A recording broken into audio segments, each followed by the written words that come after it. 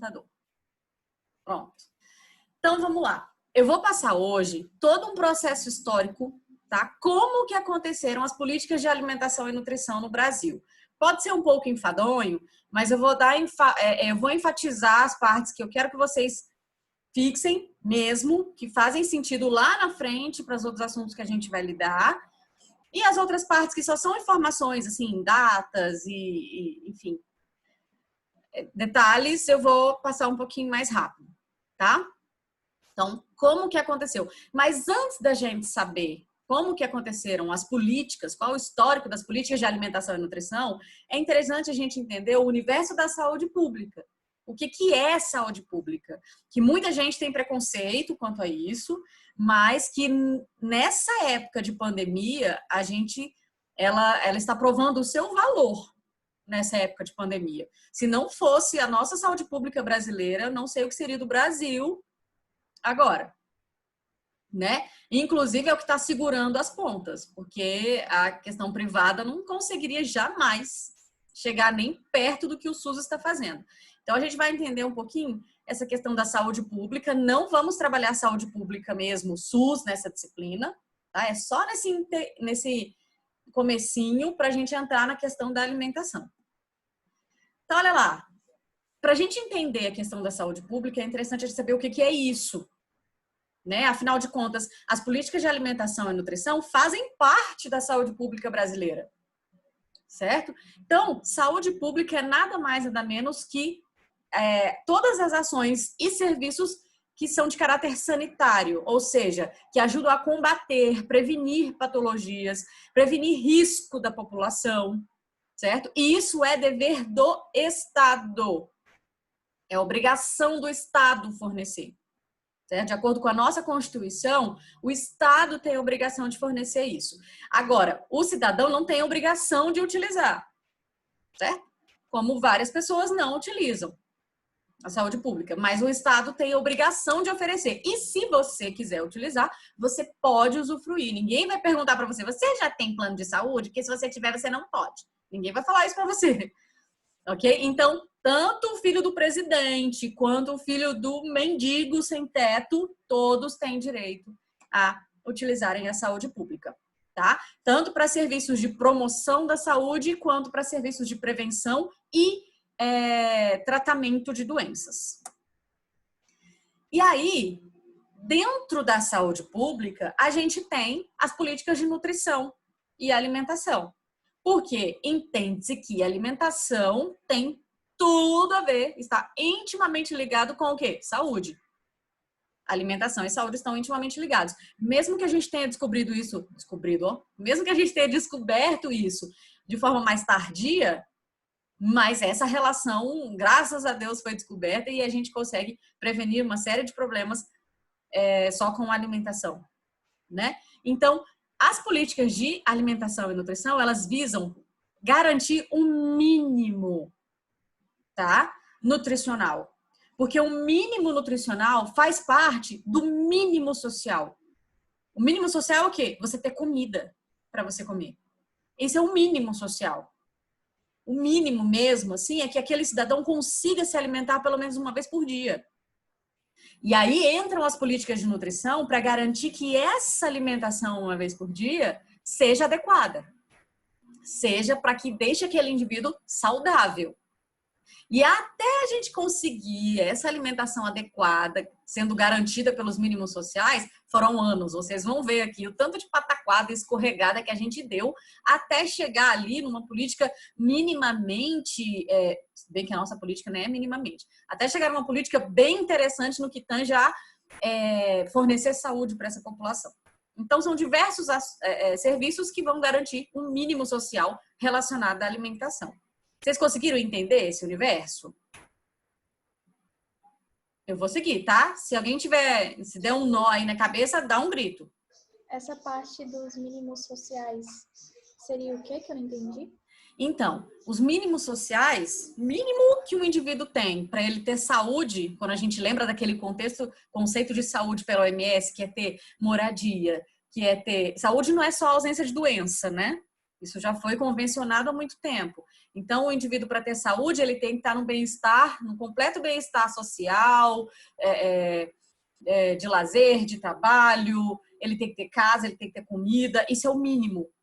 E aí as políticas de alimentação entram para fornecer o mínimo que se refere à alimentação, ok? Então, é garantir que aquele indivíduo não passe fome, porque é o mínimo que o Estado pode fazer, certo? E às vezes nem consegue, não é? Vocês sabem da luta que a gente tem, vão saber mais da luta que é hoje em dia para conseguir manter uma política de combate à fome, porque elas sempre são as preteridas pelo governo. Esse governo, então, a primeira coisa que fez quando entrou foi cancelar o CONSEA, que vocês vão descobrir já mais para frente o que é um órgão extremamente importante relacionado a políticas de combate à fome.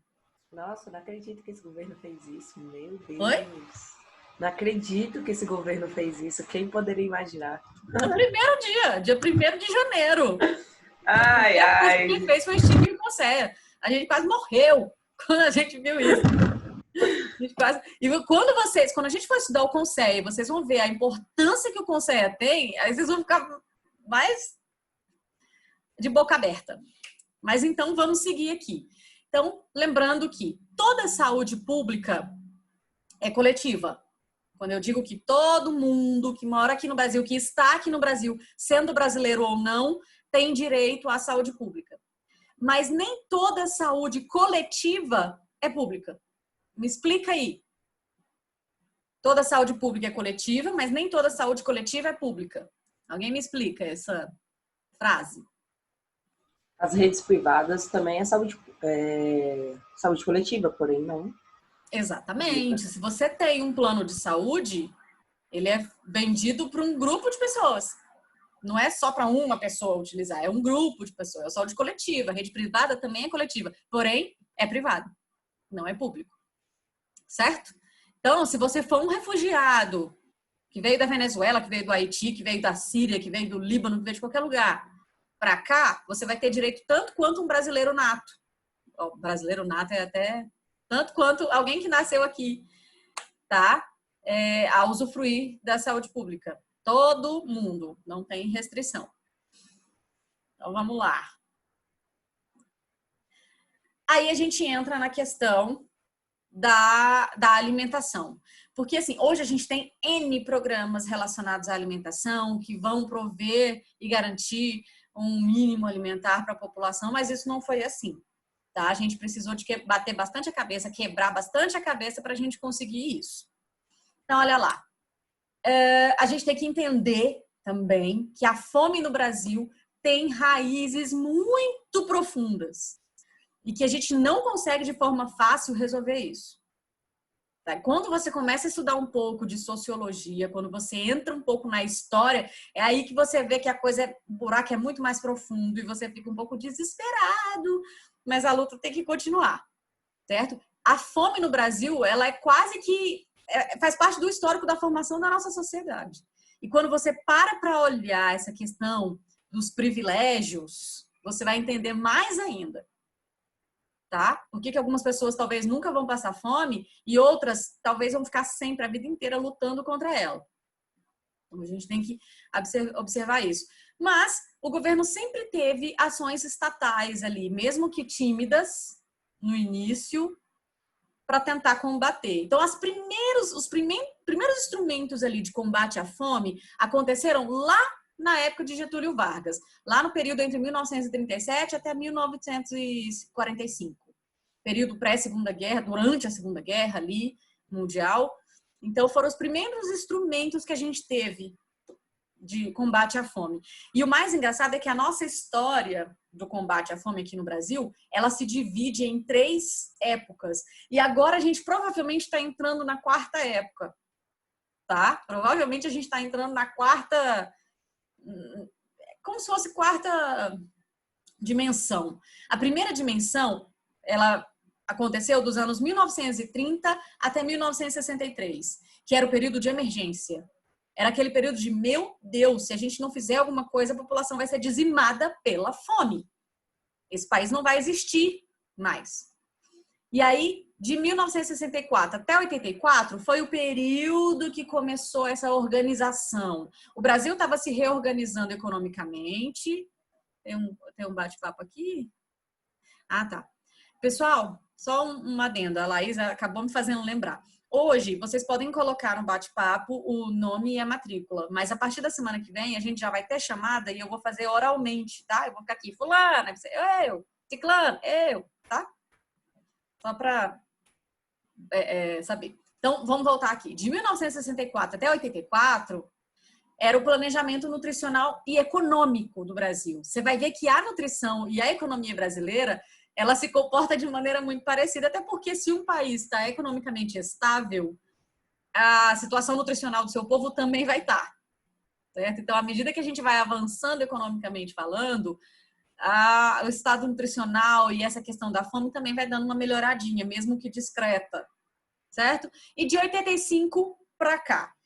Como eu baseei essa aula naquele artigo, aquele artigo entende a atualidade como a era Lula, tá? Até a era Lula, governo Lula. Então, a gente provavelmente, eu vou procurar, mas artigos a gente ainda não tem, de Lula em diante, que veio Dilma, Temer e agora Bolsonaro. Não temos ainda, mas a gente já consegue ter um vislumbre. Eu já vou na próxima aula trazer alguns materiais relacionados a isso. Tá bom? O que está acontecendo? Quais os programas que não existem mais? Quais os programas que entraram no lugar? Enfim, isso a gente vai discutir na aula que vem. Hoje a gente só vai até o Lula, tá? Que foi um período de democratização, modernização e superação, tá? Mais especificamente 2014. Foi um período que a gente conseguiu superar mesmo a fome em termos mundiais. No Brasil, para o mundo, o Brasil conseguiu superar a fome. Então, vamos descobrir como. Passa. Então, olha lá. A gente, as ações estatais para políticas de combate à fome sempre estavam relacionadas à produção, comercialização e o consumo de alimentos. A ideia era que essas pessoas tivessem acesso a esse alimento, seja tendo dinheiro para comprar ou recebendo essa alimentação de graça. Tá? Então, mais ou menos era isso. E aí, para a gente conseguir isso, a gente tinha que a gente tinha que movimentar capital, a gente tinha que movimentar forças sociais e o Estado tinha que repensar a forma como ele trabalhava relacionada a isso. E o mais engraçado é que ao longo da história a gente vai ver que isso acontecia de forma até engraçada. Acompanhe comigo. Então, vamos estudar aqui. Oi. Havia um certo interesse de, tipo assim, alimentar a população apenas para girar o capital. Sim! Não necessariamente para alimentar, né? Com certeza, com certeza. Não tem como trabalhar com fome, alguma coisa do tipo. Então, é exatamente isso que a gente vai ver alimentar para voltar o dinheiro, né? É exatamente o que a gente vai ver nessa primeira etapa. Então, assim, isso também que você falou, essa questão do interesse de que as pessoas estejam alimentadas, não é porque a gente quer que elas tenham saúde, mas é porque elas trabalham para mim. E se eu tenho um trabalhador que está fazendo um serviço para mim, ele tem que fazer um serviço bem feito. É mais ou menos essa relação, tá? E pensem nisso também relacionado à educação. A gente não vai falar de educação aqui, mas tudo que eu falar sobre fome e alimentação, você pode aplicar para a educação também. Então, vamos lá. Voltando aqui a essa primeira etapa do histórico do combate à fome. A fome acompanha o processo de urbanização e industrialização do país. Se nesse período de 1930 até 63 foi o período que começou o estopim da urbanização e da industrialização, lembra que no meio desse período, que presidente muito importante para o nosso país veio? Além do Vargas? Juscelino Kubitschek. E lembra que ele falou que ia construir o Brasil 50 anos em 5? Tá? Só que a fome acompanhou. O tanto que o Brasil cresceu industrialmente, a dívida externa também, nesse período, tanto que ele cresceu industrialmente, a fome também cresceu nesse período. Então, olha lá. Nessa época, começou-se a ter muitas descobertas em níveis mundiais, não aqui no Brasil, mas em nível mundial, sobre fome. Então, a ciência da nutrição, ela começou mesmo a voltar os seus olhos para o combate à fome. E aí, começou-se a criar muitos cursos para a formação de nutricionista. Vocês devem lembrar disso na época de tópicos em nutrição. Então, muitos cursos tanto na medicina quanto no próprio curso de nutrição, foram voltados para essas questões sociais ali, tá? Instituições sociais ali relacionadas à alimentação. E aí, no período pós-30 ali, começou-se a mostrar, o Brasil começou a mostrar a cara para o mundo. Quem foi o corajoso que mostrou a realidade brasileira para o mundo? Josué de Castro, um médico sanitarista que chegou e falou assim, vocês acham que aqui no Brasil é só samba? É só... Nem sei se tinha futebol na época. Não, aqui a gente sofre. As nossas famílias comem muito mal. Se comem. Quando comem, comem muito mal. Então, ele fez um estudo, e nesse estudo ele mostrou as condições de vida que as famílias operárias lá do Recife tinham. Para vocês terem uma ideia, o consumo alimentar daquelas famílias era baseado em açúcar, café, charque, farinha e feijão, e pão e só. Só. Isso para uma família que tinha salário. Ok? A gente levar em consideração uma família que tinha salário. Qual era o consumo médio? 1.645 calorias por dia. Se você for ver hoje, o mínimo ali que uma pessoa assalariada come é no mínimo 2.000 calorias. Levando em consideração que naquela época a gente não tinha ultraprocessado, né? Para encher de porcaria as pessoas. Mas era um consumo calórico muito baixo. E a alimentação consumia 71% do salário das pessoas. Então, olha só o problema social que a gente tem. Comida muito cara, salários muito baixos. Então, se você tem comida muito cara, você não consegue, com o seu salário, comprar uma variedade adequada. Então, você vai comprar o que é mais barato. Sempre. E aí, as pessoas só compravam café, charque, farinha, feijão e pão. Muito pobre em vitaminas e minerais, e enfim, qualquer nutriente ali é o mínimo possível. E o que fazia com que a mortalidade fosse extremamente alta e a expectativa de vida ali também mínima.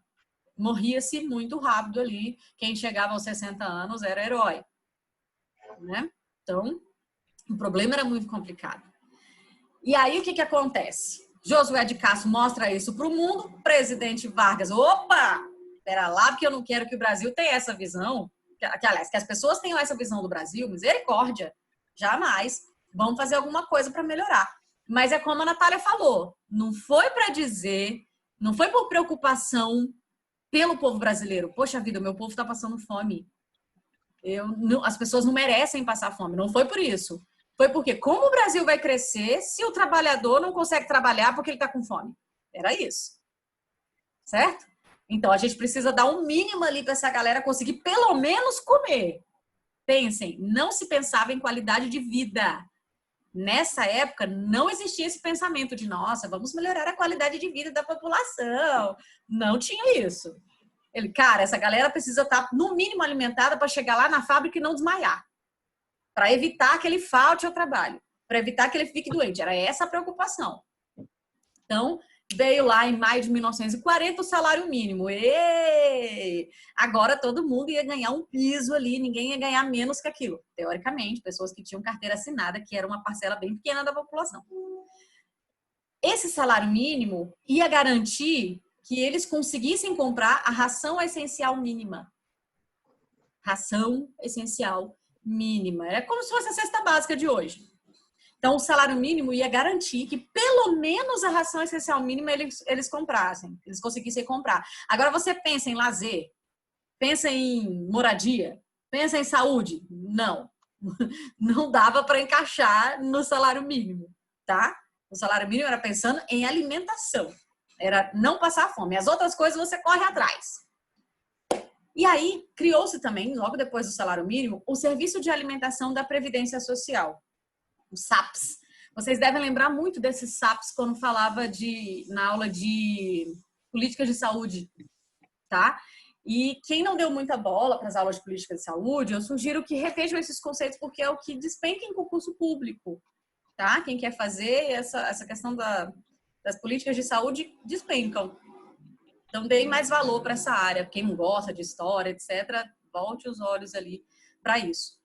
E aí, nesse período, eles criaram a Comissão Nacional de Alimentação, justamente para tentar ali sanar, pensar em formas de resolver essa emergência alimentar que o Brasil passava. Então, olha só a ideia do salário mínimo do tio Vargas. Veja bem, isso aqui foi o discurso do Vargas quando ele lançou o salário mínimo. Pensa aí, imagina. Hã? Acabou a bateria? Oi, Luciana. Foi mal. A Luciana, como sempre, com o áudio ligado.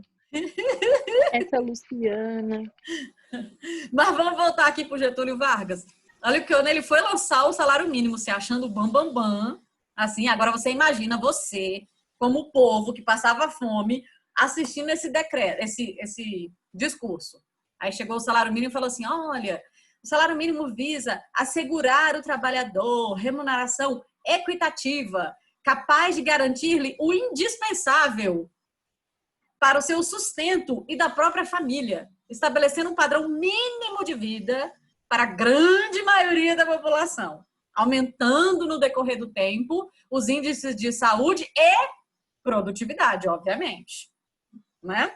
Que auxiliarão na solução de importantes problemas que retardam o quê? Leiam comigo aqui. A marcha do nosso progresso. Que retardam a marcha do nosso progresso. Ou seja, tolinho, se você achou que eu estava preocupado com o seu bem-estar, acorda. Eu quero que você trabalhe porque o Brasil precisa crescer. Entendeu? Então, é assim. Aí imagina você... A economia não pode parar. Exatamente. Aí você lá assistindo aquele discurso, pô, legal, fome eu não vou passar. Mas, partes do princípio, você já tem que subentender que tu vai ter que trabalhar muito mais. Entenda isso, tá? Porque se tu não tá passando fome, agora você come, meu filho. Então, ó, mexa os pauzinhos para trabalhar. Então, mais ou menos isso que aconteceu. Mas não deixa de ser um ótimo avanço, né? Pelo menos as pessoas teriam o mínimo ali para comprar o seu salário, sua comida. E aí, falando do SAPS, foi algo assim inovador na época que ajudou muito o trabalhador, tá? Todo trabalhador que fosse vinculado à Previdência Social, que também era algo novo naquela época, ele teria ali uma alimentação. Então, o que o SAPS fez? Empresas que tinham mais de 500 empregados ali, elas teriam um restaurante popular. Eles colocaram refeitórios nessas empresas que tinham um número mínimo de funcionários para que o funcionário pudesse se alimentar ali. Então, o almoço ele já garantiria. Tá? Então, postos de subsistência, onde ele conseguiria comprar alimentos por um preço menor, se ele tivesse vinculado à Previdência Social. Certo? Educação nutricional, treinamento de recursos humanos relacionados à alimentação. Então, todos esses institutos de aposentadoria e pensão forneciam isso. Então, os trabalhadores da indústria, do comércio, tudo que tivesse subordinado ao Ministério do Trabalho. E aí sempre, né? Quem tivesse carteira assinada. Quem não tivesse carteira assinada ainda não estaria assistido por nada. Por nadinha, nadinha. Veio a CNA, como eu já falei, então a ideia era estudar políticas e propor ideias para a Política Nacional de Alimentação que ainda não existia, começaram a estudar educação nutricional, começaram só nessa época a pesquisar hábitos alimentares dos brasileiros, que até então todo mundo achava que todas as regiões comiam a mesma coisa. Os responsáveis por pesquisar isso mais profundamente eram os antropólogos e o governo não dava ligando muito para isso, né? Então, o governo começou a prestar atenção de, cara, aqui no sul eles não comem igual o norte, que também não é igual ao centro. Então, a gente precisa saber o que eles comem, já que a gente vai fornecer alimentação ou facilitar esse processo. E aí, a CNA fez o primeiro Plano Nacional de Alimentação e Nutrição.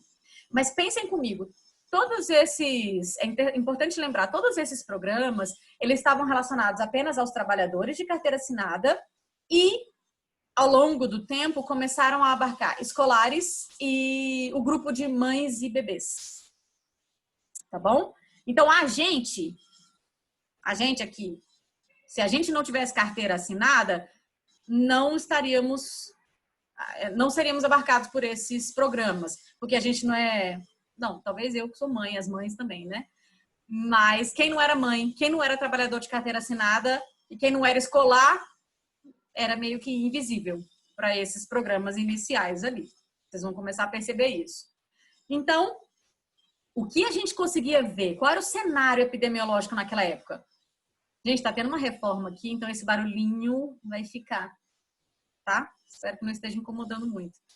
Então, o cenário daquela época era miséria, mais pobreza, mais atraso econômico. E que beleza! Aliado a um quantitativo enorme de desnutrição e outras doenças nutricionais. Tá? O vídeo que vocês vão ver na aula que vem, vocês vão observar como era complicada a coisa. Então, e a gente sabe, toda vez que a gente fala, pode perguntar para os avós de vocês, para os pais de vocês, como era a situação. Tá? Os avós de vocês, mais ainda, vão falar que era muito comum as crianças morrerem antes de 1 ano, extremamente comum, que era extremamente comum ser raquítico, ser desnutrido, ser extremamente comum, e que o senso comum das pessoas, da população na época, e que até hoje perdura, é que você só é saudável, hoje não, né? Mas é que você só é saudável se você for gordo. E se você for gordo, você era rico. Isso era um senso comum, tá? Justamente por causa desse cenário que se vivia aqui. Aí, veio, nesse período, em 54, veio o PNAE, e existe bravamente, resiste até hoje, que é o Programa Nacional de Alimentação do Escolar. Viu-se que o Brasil precisa crescer. Para o Brasil crescer, ele precisa de trabalhadores saudáveis, alimentados, e que saibam trabalhar. E que tenham um mínimo de educação para conseguir exercer a função adequadamente. Então, a gente precisa manter essas crianças na escola. Certo? Só que, se as crianças estiverem com fome, elas não vão para a escola. Se eu não garantir que essa criança coma na escola, os pais não vão mandar elas para a escola. Elas não conseguem ficar lá com fome. Elas vão faltar, elas vão fugir. Então, a gente precisa fazer com que essas crianças estejam na escola e o principal atrativo para manter elas na escola é a comida. Então, o PNAE entrou para... O público-alvo ali era escolares de 7 a 14 anos da rede pública e filantrópica. Hoje, a gente vai estudar lá, depois da NP1, o PNAE, especificamente, vai entrar fundo no PNAE, e a gente vai ver que ele abarca toda a educação regular brasileira, até o EJA, certo? E quais eram os objetivos do PNAE?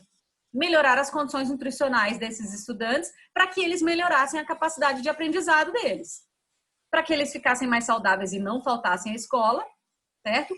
E para contribuir para a melhoria dos hábitos alimentares. Só que essa contribuição para a melhoria dos hábitos alimentares veio bem depois. Porque se vocês forem analisar os lanches antigamente, se eu for perguntar aqui para vocês, quem tem uma experiência de lanche bom na escola pública e quem tem uma experiência de lanche ruim, vai ter alguém. Certo? Vai ter gente que vai morrer de saudade do que comia na escola e vai ter gente que fala, cara, era muito ruim, eu nunca comia. Certo? Então, depende da gestão. A gente vai entender isso depois, porque que depende da gestão. E aí, o que naquela época o PNAE fazia? Ele suplementava a alimentação diária dessas crianças de 15% a 30% das necessidades nutricionais. Ou seja, aquela refeição que ele comia enquanto ele estava na escola deveria suprir até 30% das necessidades nutricionais daquela criança. Hoje a gente já tem programas que suprem até 70%. Se a criança fica em período integral, aquilo que ela vai comer supre até 70%, no mínimo 70%. Pode suprir 100%. Certo? Mas naquela época, quando ele surgiu, era assim, de 15% a 30%. Para que ela ficasse na escola, para que ela fosse para lá. Aí, a segunda parte, a gente viu que essa primeira parte, a coisa era feia, Josué de Castro teve que mostrar que o Brasil passava fome, lançou aqueles livros deles todos, né? Homens e Caranguejos, Geografia da Fome, por aí vai. E aí, Getúlio Vargas fez as suas tentativas de melhora, realmente houve uma melhora, ajudou a população que não tinha nada, agora tem pelo menos um salário mínimo. Chegamos em 64. O que aconteceu em 64? Que período político é esse? Vamos ver se vocês estão lembrando de história. Lembra, gente? Foi um período bem marcante. É o regime militar. Demais. Ditadura. Lembra da ditadura de 64? São muitos anos já. Pois é, mas ditadura. Inclusive, Ai, era para eu ter falado no grupo na época que eu vi. A Folha estava dando um curso de história gratuito para até quem não era assinante sobre esse período de ditadura, entenda o que é a ditadura, e ajudar muito para essa questão, para a gente entender um pouco como a educação, como a nutrição avançou nesse período. Mas eu perdi o barco. Não foi. Mas se sair de novo, façam, vale a pena fazer, tá? Porque esses períodos históricos, entender esse período histórico ajuda a entender também a história das políticas de nutrição. Então, olha lá. Nesse período, o bolo cresceu, mas a fome também aumentou. E aí vem as contradições do milagre brasileiro. Como que um país consegue crescer tanto, consegue se industrializar tanto e, ao mesmo tempo, consegue fazer com que os seus habitantes passem tanta fome? Não dá para entender. É o paradoxo. E quando você entra na história e estuda, você vê. Você consegue entender um pouco, né? Que a distribuição de renda aqui nunca foi boa. Nesse período, então, nem se fala. Então, olha lá. De 62 a 67, a gente teve uma recessão econômica. Tá? E a gente só conseguiu se recuperar dessa recessão econômica em 68. E aí retomou ali o período de crescimento. A partir de 74, a gente falou assim, gente, a gente não tem nenhuma pesquisa nacional que mostre como está a situação do brasileiro. Quando der a hora, vocês me avisem, tá? Tô 9:03 aqui. Quando der a hora, me avise para a gente poder parar. As universidades brasileiras falaram, cara, a gente precisa ter um estudo epidemiológico para saber o que está acontecendo com o brasileiro em termos nutricionais. Será que a gente ainda passa fome igual na época lá de Josué de Castro? Será que a coisa ainda está feia, igual na era Vargas? Será que a gente conseguiu avançar? Então, fizeram o ENDEF. O ENDEF, meus queridos, foi um estudo, assim, megalomaníaco. Nenhum país do mundo conseguiu reproduzir o ENDEF, nem a gente aqui no Brasil conseguiu reproduzir o ENDEF, porque ele foi, assim, uma coisa de louco. Enorme, enorme o estudo. Pra você ter uma ideia, o pesquisador, ele ia na casa do indivíduo 7 dias por semana. Ele pesava tudo que o indivíduo O que comia. significa esse ENDEF, Fernanda? É Estudo Nacional de Despesas Familiares. Tá? E assim, ele ia na casa, o pesquisador, ia na casa da família, pesava o lixo, pesava o que ele ia fazer, verificava quanto do salário da pessoa ele gastava com comida, via a dispensa. Meu Deus. Então, assim, não era igual aquele do IBGE, que ele chega na sua casa e fica lá no portão e tal. Não. Lembro que na época que eu fazia faculdade, tinha uma senhora na minha turma, e ela falou, na época que a gente estava estudando o ENDEF, ela falou, olha, a minha casa foi a amostra do ENDEF. A gente participou, nós fomos uma da amostra. O pesquisador, ele já era, assim, a gente esperava ele pro almoço, ele almoçava com a gente, porque já virou amigo da família, que ele ia lá várias vezes e coletava mesmo informações profundas a respeito do consumo alimentar daquela família. Então, assim, hoje ninguém imagina fazer uma pesquisa dessa, porque é muito cara, extremamente cara, dá um trabalho danado. Agora, tu imagina tabular esses dados sem computador, sem programa SPSS para fazer a estatística? Imagina, sem Excel. É um negócio de louco.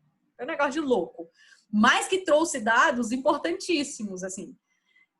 O ENDEF concluiu que 67% da população consumia menos do que as necessidades nutricionais ditavam para eles, para a idade. Ou seja, a gente não comia o que deveria comer, a quantidade que deveríamos comer, certo? 46% das crianças menores de 5 anos tinham desnutrição energético-proteica. 24% dos idosos homens tinham desnutrição energético-proteica e 26% das idosas mulheres também tinham. Ou seja, ele descobriu o óbvio, o Brasil ainda passava fome e muita fome. Agora, sabe quando esse resultado foi divulgado? Anos depois, porque nós estávamos na ditadura e a ditadura não deixou esses resultados irem a público. A ditadura não queria que o mundo soubesse que o Brasil estava no estado em que estava. E nem que a população soubesse disso. Então, o resultado do ENDEF ficou abafado por muitos anos. Muitos anos. Só no final da ditadura que a gente foi conseguir. Eles divulgaram só partes do estudo. As partes mais favoráveis ali, eles deixaram divulgar. O resto, grosso, ficou todo velado. E a gente só foi descobrir isso bem depois. E aí, internacionalmente, nesse período, a gente estava em crise no capitalismo, então vários países em crise. O Brasil, obviamente, não conseguia segurar as pontas. Nesse período, vários planos nacionais de desenvolvimento foram criados para tentar melhorar ali a questão econômica e incorporar questões nutricionais ali. E criou-se nesse período o INAH, Instituto Nacional de Alimentação e Nutrição. Primeiro INAH. Então, a ideia é, vamos proteger gestantes, nutrizes, crianças menores de 7 anos, escolares de 7 a 14 e trabalhadores de baixa renda. Para ver, porque são as pessoas mais atingidas pela desnutrição. Então, a gente vai voltar os nossos olhos a esse público. E o objetivo do INAH, que durou até 97 ali mais ou menos, era assistir o governo em questões de nutrição e ajudar a formular a Política Nacional de Alimentação e Nutrição, que até hoje não existia, que até aquele período ali não existia, certo? Faltavam técnicos para se pensar a respeito, faltavam dados, faltava um monte de coisa. Então, o INAH surgiu para isso. E aí ele propôs ali o Programa Nacional de Alimentação e Nutrição, e a ideia era que o INAH funcionasse como órgão central de tudo relacionado à alimentação no governo. O que ele conseguiu realizar nesse período, de 72 até 97?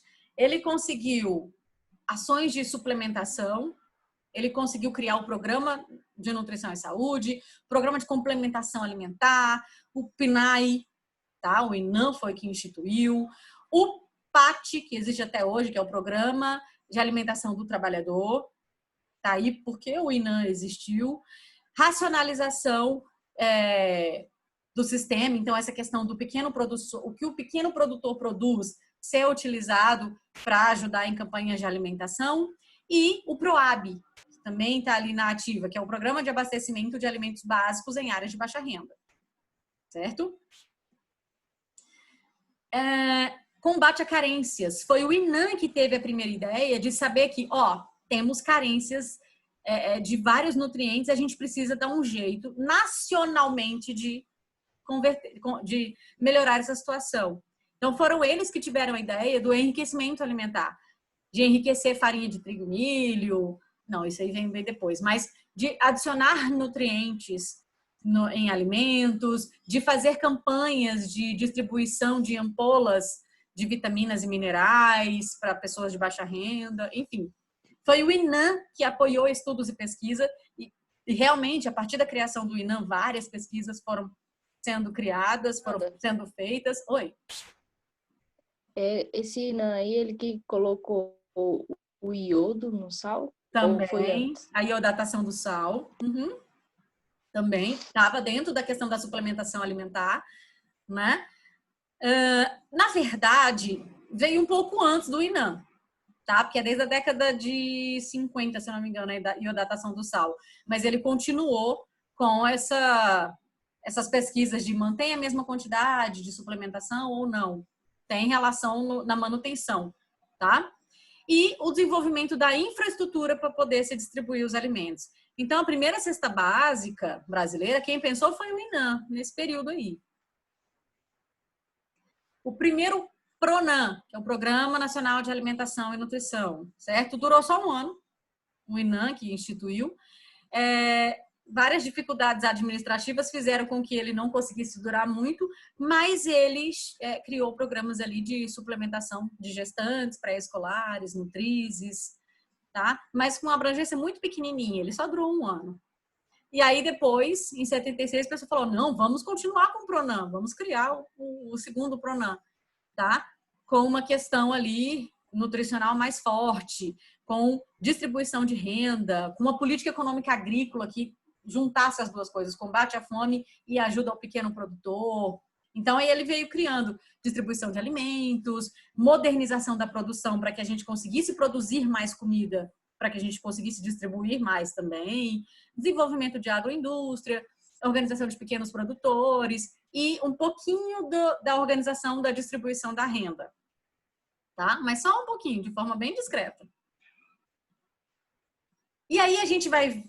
eu vou começar uma série de programas que foram lançados nesse período eu não vou me ater muito a eles, vocês vão perceber que o público-alvo era muito semelhante e o objetivo deles também era semelhante, tá?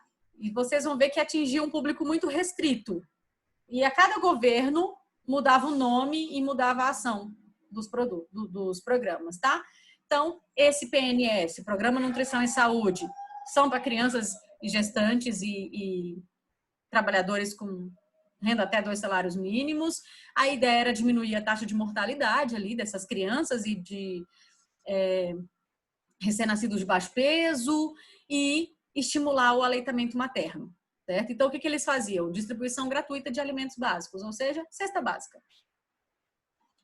Veio o programa de complementação alimentar, foi até 90 ali, mesmo público, criança, nutris e gestantes. A ideia era suprir a dieta dessas pessoas. Então, eles distribuíam industrializados, formulados e leite em pó. Tá? Eu lembro que sempre tem aluno que falava, eu recebi esse leite.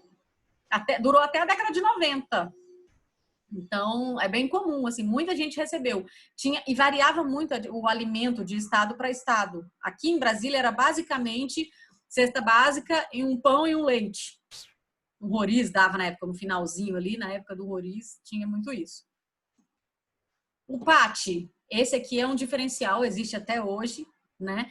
Que o trabalhador de baixa renda, que recebia até 5 salários mínimos, hoje qualquer trabalhador, tá? Dependendo da empresa, essa empresa se cadastra no PAT, qualquer trabalhador, pode ser o grandão ali da empresa até o mais simples da empresa pode receber os benefícios, certo? Então, a ideia era facilitar e melhorar a alimentação desse trabalhador para melhorar as condições de saúde dele, certo? Aumentar a produtividade, diminuir... Oi? Esse negócio do pão e leite, eu acho que ele voltou depois de um tempo, porque eu lembro pequenininha aqui que o pessoal descia de tarde para uma padaria que tinha e que pegava o pão e o leite de saquinho e levava para casa. Sim. Voltou. Você vai ver que esses programas, eles se repetem, tá? Ao longo dos anos, eles vão se repetindo. O mesmo modus operandi. Esse foi só o primeiro. Mais para frente vai vir outros com essa mesma característica, tá? Então, olha lá. E o PAT visava melhorar também, né? Indiretamente, a alimentação do trabalhador, fornecendo ou alimentação no local de trabalho, ou fornecendo cesta básica, e mais para frente, fornecendo o ticket de alimentação, que hoje a gente chama de cartão alimentação, né? Cartão refeição e cartão alimentação. Isso é o PAT, certo? Começou mesmo com os restaurantes. Eles instituíram restaurantes dentro da empresa e ela fornecia café da manhã, fornecia almoço, fornecia janta, dependendo do horário que aquela pessoa ficava lá, e ele comia lá. A empresa que não queria instituir o restaurante lá dentro, ela dava a cesta básica. Então, todo mês o empregado recebia uma quantidade X de cestas básicas ou uma cesta básica, certo? E depois de um tempo veio o ticket, mas o brasileiro não tem jeito, né? Lembra da máfia dos tickets? Acho que não. Ninguém deve lembrar, mas a galera fazia uma máfia com ticket, vendia ticket, tinha gente que fazia um comércio, aquele setor comercial sul ali, você achava nos becos, galera vendendo ticket, trocando por televisão, enfim. Falando ticket de alimentação, eu só lembro que todo mundo odeia o Cris. A Rochelle não gostava do ticket, né? E aí passou depois o cartão. Né? Aí depois passou-se a controlar mais ainda a compra nos mercados, falando que você só pode usar o cartão alimentação se você for comprar comida. Mas você sabe que você consegue, né, gente? Você mistura ali nas suas compras de comida uma televisão, ele nem vai notar que tem uma televisão ali. Tem um saco de laranja e uma televisão. É comida, então ela passa junto, passa tudo junto. Mas enfim. Depois a gente teve o PROAB, que foi até 89, tá? E era toda a população de baixa renda. Não era só gestante, criança e escolares. Era toda a população de baixa renda, então a ideia era melhorar o consumo alimentar dessas pessoas com gêneros essenciais. De que forma? Vendendo produtos muito baratos, tá? Diminuindo bastante o preço dos produtos essenciais. Então, vegetais, óleo, arroz, feijão, farinha, tudo com preço de custo mesmo, né? E aí tinha os caminhões do Proab que vendiam em determinados lugares, aí as pessoas iam lá e compravam, tinha aquelas feiras ambulantes, as pessoas iriam lá e comprariam. Tem o PCCNE, que ele está até hoje, e é para toda a população, que é para combater carências nutricionais específicas. Então, o que ele faz? Enriquece os alimentos. Foi esse PCCNE que enriqueceu a farinha de trigo e milho com ferro e ácido fólico, é por causa desse programa, justamente para tentar melhorar o quadro de anemia ferropriva e também anemia megaloblástica. E tem também vitamina A, tem também o iodo, a manutenção do programa da iodotação do sal e por aí vai, tá? Além da suplementação de nutrientes e distribuição de medicamentos. E aí a gente vem para a terceira e última parte da história desses programas, que é onde entra um item que as outras partes não observaram e não fizeram, que é a questão da solidariedade e a inclusão social. Até então, todos aqueles outros programas, o indivíduo continuava na miséria. Ele só estava alimentado, mas ainda estava na miséria. Você entende? Porque assim, pensa comigo, qual era o estímulo que aquelas pessoas teriam para sair daquela vida? Qual era o estímulo? Nenhum. Então, o governo não pensou que eu vou ter que alimentar essas famílias por gerações, porque eu não estou tirando elas dali. Elas continuam na miséria, eu só estou alimentando elas. E aí, de 85 para frente, aqui sumiu o nome do negócio. Os pesquisadores, enfim, eles começaram a observar que, para a gente eliminar o ciclo da miséria, eu preciso de estudo, eu preciso de incluir socialmente, eu preciso de trabalho, eu preciso de renda. Essa pessoa precisa sair da miséria, romper o ciclo, porque senão vão ser gerações e gerações ali, eu vou ter que ficar sustentando aquelas pessoas e não é assim. Então, entra a inclusão social nesses debates e entra também a solidariedade.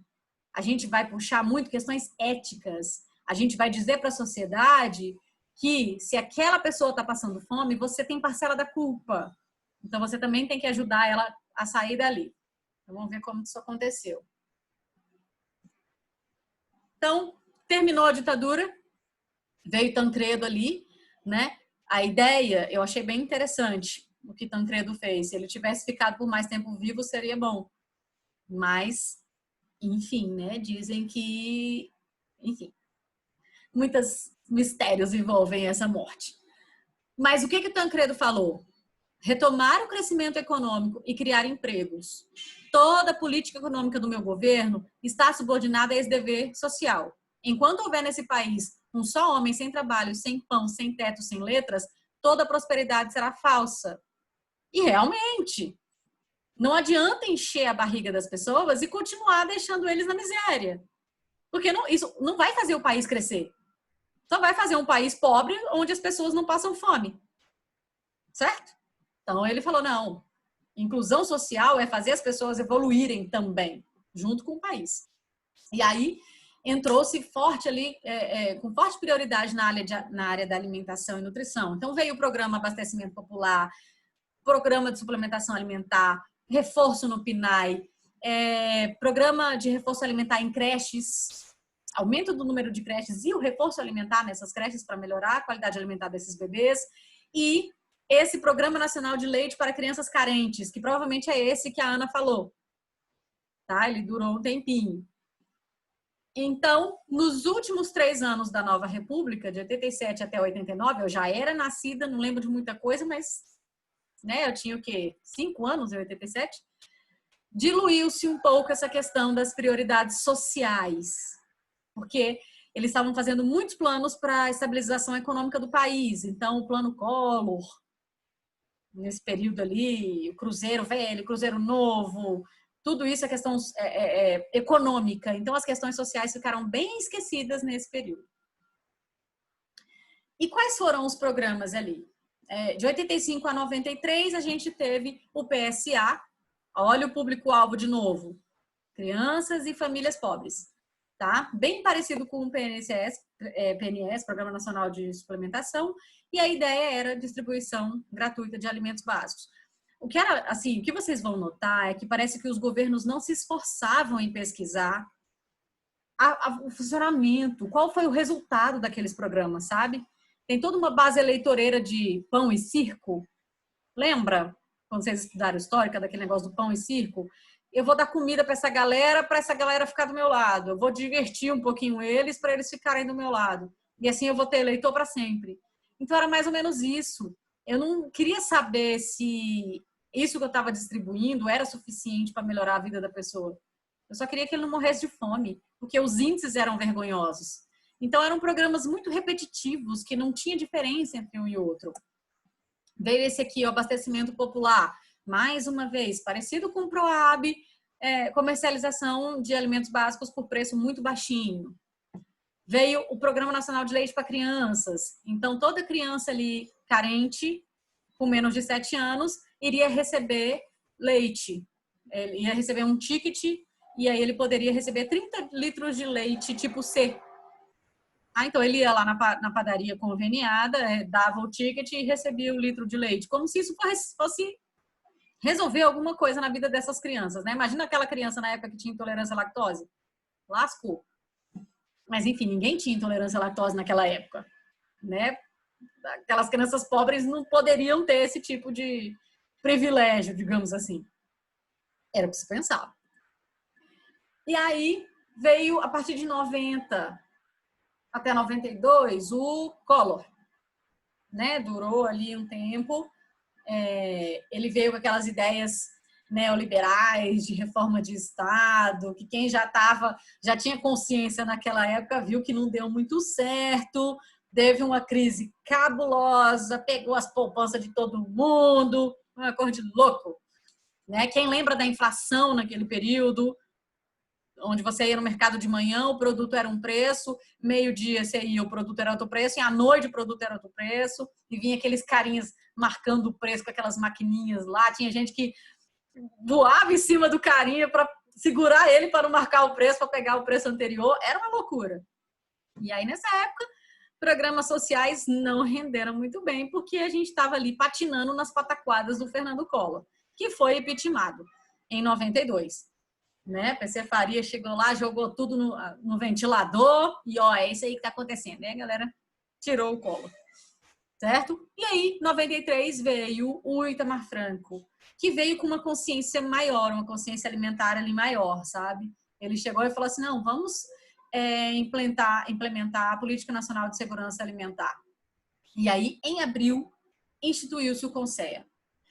Ele falou assim, olha, eu não sei nada sobre esse assunto, eu preciso de técnicos que estudem e que me ajudem a implementar o que o Brasil precisa, de fato, para melhorar a questão da fome. E aí veio, no início dos anos 90, começou-se o CONSEA e começou-se a estudar questões epidemiológicas relacionadas à fome no Brasil. E foi nesse período que a gente começou a perceber a transição epidemiológica e a transição nutricional aqui no Brasil. Foi nesse período. O Brasil começou a sair, nutricionalmente falando, de um estado de desnutrição completa para um estado de sobrepeso e obesidade. Quais eram os alimentos que a gente distribuía naqueles programas anteriores? Vocês lembram? Leite, pão. Tinha programa, vou falar mais para frente, que distribuía óleo e leite para gestantes. Certo? Então, eram alimentos muito básicos, muito pobres em nutrientes. Só forneciam calorias. A ideia é que a população estivesse com a barriga cheia, não importa do quê. Então, basicamente, a gente só distribuía calorias vazias, teoricamente, ali. Não nutrientes ali, para que realmente a população tivesse saúde. Não era isso. Eu só queria que eles não morressem de fome. Essa era a ideia. Então, veio aqui o PRODEA, durou até 2000, mais ou menos, distribuição de cesta básica. E qual era essa composição dessa cesta básica? Era arroz, feijão, óleo, doce de goiaba, farinha, né? E o mais engraçado é que esse Prodea, ele era para a população que estava em situação de emergência. Então, a população que passava por seca, enchente, bolsões de pobreza, tá? Mais um problema ali. Assim, resolveria a situação da fome emergencialmente? Resolveria. Mas, aquela coisa, eu quero que a sua barriga fique cheia. Não que você tenha saúde. Essa não é a ideia. Talvez por falta de conhecimento, talvez por falta de vontade política de procurar esse conhecimento, a gente nunca vai saber. Programa Leite é Saúde. Olha aí o público-alvo, ó. Gestantes, crianças. Então, atender desnutridos e gestante em risco nutricional.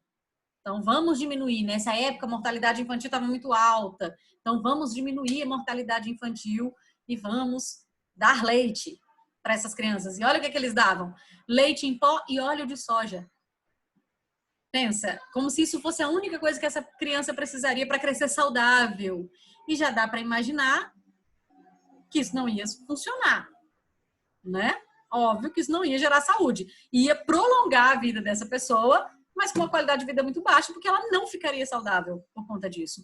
Essa criança iria para a escola, ela não aprenderia o que ela deveria aprender. Ela continuaria passando fome lá na casa dela e a suplementação alimentar seria leite e óleo. Ou seja, eu quero engordar as pessoas. Essa era a ideia. E aí veio a primeira Conferência Nacional de Segurança Alimentar, onde o conceito de segurança alimentar e nutricional foi discutido pela primeira vez. O que é segurança alimentar e nutricional? Estavam se pensando, por que o brasileiro tem tanto medo de passar fome? Por que um governo consegue se estabilizar e consegue ganhar eleitores só porque ele dá comida para as pessoas? Porque as pessoas ainda estão numa miséria e elas ainda dependem da comida que o governo vai dar. Então, eles começaram a pensar nisso, certo? Então, eles viram que no processo de desenvolvimento econômico e social, o país precisa garantir a alimentação e segurança alimentar para todos. Segurança alimentar no sentido de você não tem que ter medo de passar fome. Além de você não passar fome, você também não tem que ter medo disso. Isso é segurança alimentar e nutricional, certo? E para que a gente consiga isso, a sociedade inteira tem que se mobilizar. O governo não consegue fazer isso. Então, veio aí a ideia de que precisa ter uma participação conjunta, tanto da sociedade civil quanto do governo. Nenhum vai ter o seu papel diluído. Não quer dizer que a gente vai passar tudo para a sociedade civil. E também não quer dizer que a sociedade civil não possa participar das ações governamentais para combater a fome. Então, gente, não deixem de me avisar. Aqui, tá? Eu estou controlando aqui, 9h29. Então, veio o primeiro governo do Fernando Henrique Cardoso. Acho que vocês já estavam vivos nessa época, né? Não. Não? Não, professor. Ai, gente. Nem passava na mente. Hã?